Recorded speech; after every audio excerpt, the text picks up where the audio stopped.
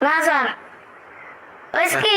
মো ঠান্ডা লাগছে কেমনে মুই কই কও মো দাদাই কাল হাটে গেছিলি আর যাওয়ার সময়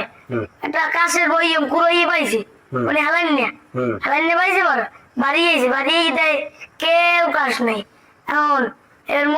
মোর ছোট পাইয়া ওরে আচ্ছা তাই খালি বিটে জুবাইছে স্যার জম্মে জুবন জুবাইছে আর তুলে স্যার ওই মোর দিয়েছি দেখতাম স্যার এবার মোর রাইতে কাজ উঠছে